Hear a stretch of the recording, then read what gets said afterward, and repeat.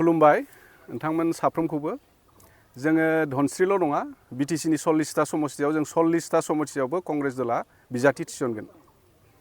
धनस्री समस्ति हिसाबै माबायदि आसा खालामदों सार? धनस्रीयावथ' जों स्पष्ट जों देरहानानै दङ। धनस्रीयाव जोङो स्पष्ट देरहानानै दङ आरो बिटिसियावनो जोङो बयनिख्रुइ बांसिन जोंनो सिट देरहागोन आरो जोंनिफ्राय आरो गुबुन बांसिन देरहाग्रा खुनु राजनितिक दलानो गैया। रायजो राजानिफ्राय माबायदि अनसायनाय मोनदों? रायजो राजाफ्राथ' जोंखौ बिराद अनसायदों। बर', हारसा, बेंगलि, आदिबासि, नेपालि, मुसलमान गासैबो जाथि जनगोष्ठीनि मानसि गासै धोरोमनि मानसिफ्रानो जोंखौ अनसायदों। गहपुरनि रायजोफ्रा गिबि खेब बिटिआरआव भट होनो मोनगोन बिनि सायाव सार मा बुङो? जोङो कंग्रेस दलनिफ्राय नोंथांमोननि बे गहपुर ओनसोलनि गहपुर हालामनि रायजो राजाफोरखौ जों बरायदों बिटिआर हालामाव फैनायनि थाखाय आरो बे हिसाबै बिथांमोना जोंखौ खावलायनाय लेखायै जोङो फैदों आरो कंग्रेस दलनि गोबां कर्मि दं। जोंहा बेयाव बुथ कमिटि दंखाजोबो, मण्डल कमिटि दङ, गासैबो कमिटि दं आरो जोङो बे गहपुर हालामाव जोङो गुबुन दलनिफ्रायबो UPPL आरो BPFनिफ्राय आरो BJPनिफ्रायबो जों बांसिन भट मोनगोन होननानै जों आसा खालामदों। हान्जाखौ फेक्टर होनना सानो नामा सार दिनैनि समाव? बेयावथ' धनस्रीयावथ' फेक्टर गैया। धनस्रीयाव फेक्टर गैया। कंग्रेसआनो मेन। UPPL फोराव हाबनायावहाय कंग्रेसबाबो गुबुन दोलोनि बेयाव भट बिफैनो मोन्थाय गैया होननानै बुंदों। मा होनो सारा? भट मोन्थायनि गैया बेथ' गणतन्त्रनि नियमाव थाङाखै। दिनै कंग्रेस दलनि नेतृत्वआवनो बिटिसि जानानै फैदोंमोन। 2003 मायथाइयाव बिटिसिया सोरनि समाव जादों? बे समाव आसामाव कंग्रेसनि सरकार।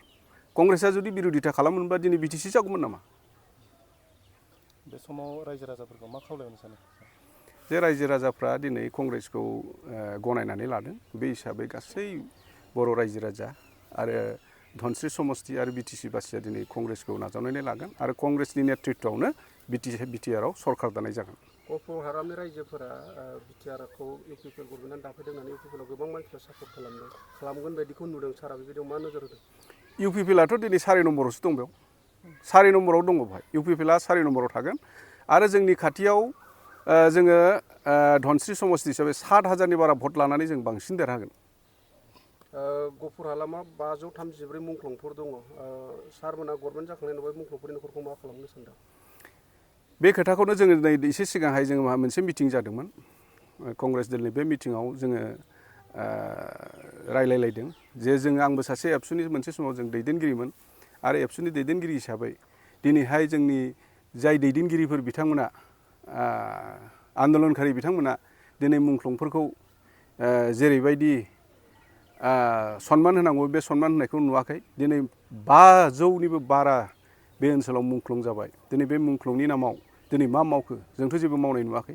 जोङो कंग्रेस दल फैयोबा जोङो साफ्रोमबो बे ओनसोलनि मुंख्लंफोरनि थाखाय जों मोनसे मान बावनायजों लोगोसे मोजां मोनसे खामानि मावलांगोन होननानै जोंहा मोनसे आसा खालामनाय जादों। लामा सामा गोबां गाज्रि आरो गोबां माखासे फरायसालिफ्रा बेन्सार जानानै दं आरो गोबां माखासे खामानि मावनांगौ दं। बेखौ मा बुंनो सानो? जोंनि कंग्रेस दला हावरिया दुखिया दलनि थाखायनो जों कंग्रेस दल आरो बे हिसाबै जोङो दुखियाफोरनि थाखाय जों मावगोन, गामि ओनसोलनि थाखाय मावगोन आरो बेनो जोंनि उद्देश्य कंग्रेसनिया। सिगां कंग्रेसनि समावहाय कन्ट्रलाव हमनानैबाबो केरासिन बायदिसिना मोनजोबोमोन। दानि सरकाराव मोननो थाङा, माइरंखौनो मोनो। माइरंखौबो दाननायखौ जों नुनो मोनो। बेनि सायाव मा बुंगोन सारा? माइरंखौ होनाया कंग्रेस दलानो होदोंमोन। दिनै माइरंखौ एसे सेरबाखुरि होयोब्लाबो दिनैहाय केरासिन होआ, सिनि होआ। BJPआ खालि थगायनानै जानाय, थगायनायनि बादै बिथांमोना जेबो गैया। गिदिर लेक्सार होगोन, खामानियाव जेबो गैया। जिउ बावदोंमोन बिथांमोननि थाखाय 5 लाख होगोन होनदोंमोन। दा बेवहाय बे 5 लाखखौ होनायखौ नुनो मोनाखै, खम होनायखौ नुनो मोनदों। मा बुंगोन सारा बेनि सायाव? UPPL सरकाराथ' खालि डायलगल' मारिनाय। प्रमद बर'नि जि नेतृत्वआव जि सरकार खालि थगायनायनि बादै गैया। बिथांमोना जेब्ला सरकाराव फैदोंमोन, फैनायनि सिगां मा बुंदोंमोन? जोङो न'खरफ्रोमबो हानि समस्याखौ जों समाधान खालामनो हागोन, हानि पाट्टा होनाय जागोन। दिनै जोङो मुंख्लंफोरनो मान बावनाय जागोन। दिनै मुंख्लंफोरखौ बिथांमोना मान होआखै। दिनै गोरिब गुन्द्राफ्रा जोंहा मैगं थाइगं फाननानै जानाय बर' हिनजावफोर, बर' बिदिनो गोरिब गुन्द्राफ्रा बिदि मावनानै जानाय दंमोन। बिथांमोननि थाखाय सुबिदा होगोन होनना बुंदोंमोन। न'खर साख्रि होगोन होननानै बुंदोंमोन। दिनै सेल्फ हेल्प ग्रुपनो 75,000 खरि रां होगोन होननानै बिथांमोना बुंदोंमोन। नाथाय बिथांमोनाथ' दिनै माथ्र बुंदों खुगायावल', खिन्थु मावनायाव गैया। न'खर साख्रिया बहा थांखो? 75,000 बहा थांखो? मुंख्लंफोरखौ मान बावनायनि खोथाया बहा थांखो? এইটোতো খুব আনন্দৰ কথা, আনন্দ পাইছে ৰাইজে। প্ৰথমবাৰ বিটিআৰ হ'ল, বিটিআৰ পোৱাৰ লগে লগে ৰাইজ আজি আনন্দিত হৈছে। আৰু আজি যিটো আমি সভা কৰিলোঁ, চবক লগে সভা কৰিলোঁ, বিটিআৰ যিসকল মানে ৰাইজ আজি আছিলে অন্তৰ্ভুক্ত, গোটেই ডাইৰেকশ্যন আমি মিটিং মাটাং কৰিলোঁ, আলোচনা কৰিলোঁ। ৰাইজ খুব সুখী হৈছে, খুব ভাল পাইছে মানে বিটিআৰ হোৱাৰ পিছত। কেনেকুৱা আশাবাদী ৰাইজৰ না আমিতো পূৰা আশাবাদী। আমি কংগ্ৰেছ দলে কাম কৰিছোঁ। আৰু যিহেতু আপোনালোকে জানে বিগত দিনত মই ইয়াতে MP খেলিছিলোঁ, বিভিন্ন সহযোগ আছিলে।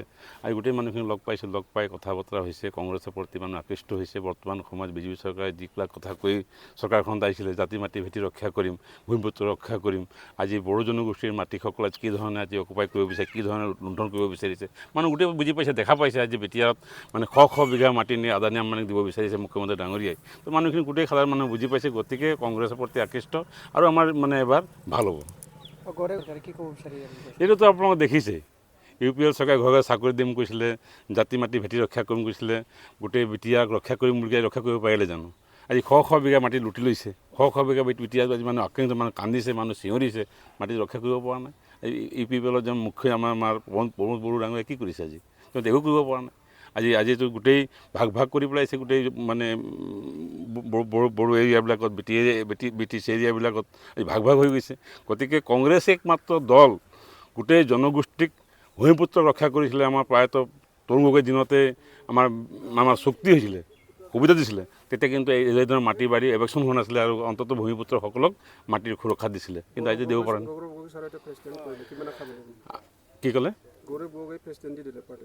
আমি বহুত আশাবাদী আৰু ৰাইজে আশা কৰিছে। গৌৰৱ গগৈ ডাঙৰীয়াক আজি সভাপতি দিয়াৰ কাৰণে গোটেই অসমৰ যুৱ প্ৰজন্ম মানে জ্যেষ্ঠসকল সকলোৱে ভাল পাইছে, ৰাইজে ভাল পাইছে। আৰু গৌৰৱ গগৈ ডাঙৰীয়াই কৈছে যে আমি 40টা সমষ্টিত আমি ইলেকশ্যন খেলিম আৰু 40টা আমি মানে এবাৰ বিটিআৰ 40টাত আমি টিকেট দিম আৰু খেলিম। আৰু যিহেতু আমাৰ বিটিআৰ পৰিছে কাৰণে আজি আমাৰ তাৰ পৰা ওদালগুৰিৰ পৰা ৰাইজ আহিছে, ৰাইজ আহি আমি ইয়াতে মিটিং মাটাং কৰিছোঁ, বিভিন্ন জেগাত আমি যাম আৰু চিনাকি হ'ম। গতিকে আমিও কুচকাজ আৰম্ভ কৰিছোঁ। অনাগত দিনত আমাৰ সভাপতি গৌৰৱ গগৈ ডাঙৰীয়াৰ নিচিনা সভাপতি আমি পাইছোঁ, নিশ্চয় কাম কাজ কৰি ভাল লাগিছে।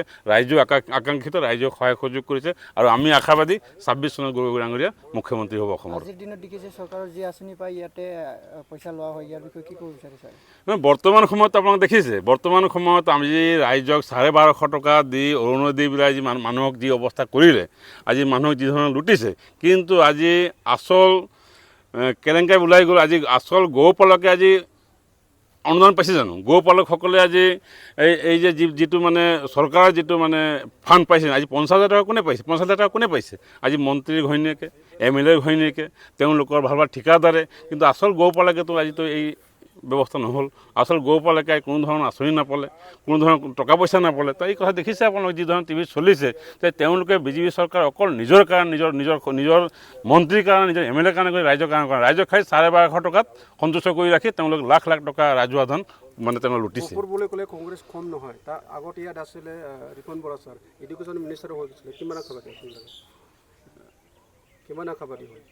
গহপুৰ পূৰা আশাবাদী। আপোনালোকে জানে ইয়াতে গহপুৰত দুবাৰকৈ ৰিপুন বৰা ডাঙৰীয়াত জিকিছিলে, দুবাৰকৈ তেওঁ মন্ত্ৰী হৈছিলে। তো গতিকে আমি এবাৰ পূৰা আশাবাদী, ৰাইজে বুজি পাইছে। আৰু এটা ভেলকি আছিলে বিজেপিৰ, এই 15 লাখ টকা জাতি মাটি ভেটি ৰক্ষা, চাকৰি বাকৰিৰ কথা, 2 কোটি চাকৰিকে দিম, বিভিন্ন আঁচনি তেওঁলোকে কৈছিলে, বিভিন্ন কথা কৈছিলে। কিন্তু লাহে লাহে দেখিছে যে ৰাইজে নোহোৱা হৈছে, ৰাইজে দিব পৰা নাই।